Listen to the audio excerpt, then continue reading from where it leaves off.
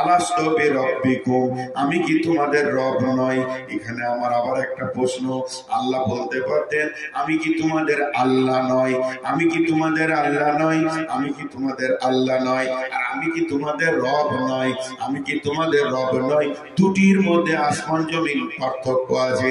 আমি কি তোমাদের আল্লাহ নই? আল্লাহ মানে মাবুদ, আল্লাহ মানে তিনি আমাদের সমস্ত জীবনকারীর মালিক।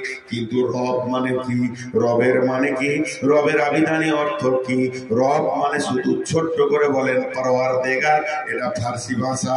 বাংলায় হচ্ছে পাল্লেওয়ালা, আর উর্দুতে হচ্ছে পাল্লেওয়ালা, ইংরেজিতে হচ্ছে কেয়ারটেকার।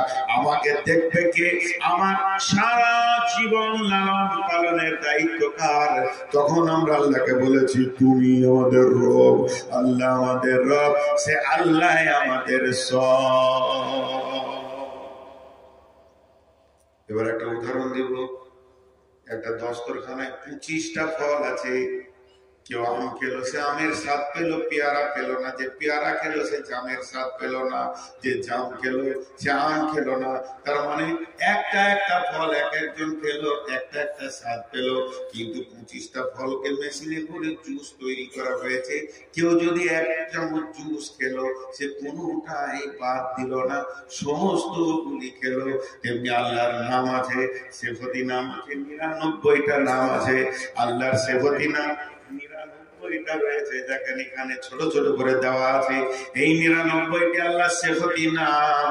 কেউ যদি আল্লাহকে আল্লাহ বলে ডাকে তো একটা নামে ডাকলো, কেউ যদি রহমান বলে ডাকে তো একটা নামে ডাকলো, কেউ যদি খালিক বলে ডাকে একটা নামে ডাকলো, কেউ যদি সালাম বলে ডাকে তো একটা নামে ডাকলো, তার একটা গুণ করে গুণ ধরে ডাকলো। কিন্তু কোন ব্যক্তি যদি বলে রব্বানা ফাগফির লানা যুনুবানা, সমস্ত নামের ভিতরে যা গুণ আছে একটা মেশিনে ভরে দিলে যে জুসটা বার হবে তার নাম হবে রব। তার মানে আল্লাহকে যে রব বললো সে সবগুলোই বলে নিল। তুমি আউয়াল, তুমি আখির, তুমি জাগির, তুমি বাতিন।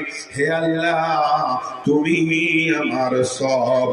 যা একবার আল্লাহকে রব বলে ডাকবে।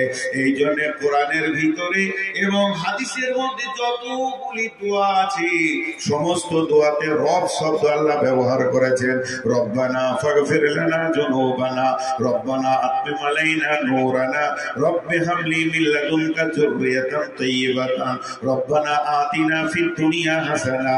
তার মানে আল্লাহকে যে রব বলে ডাকে আল্লাহর সমস্ত গুণগুলোকে সে একসঙ্গে ডেকে নেয়।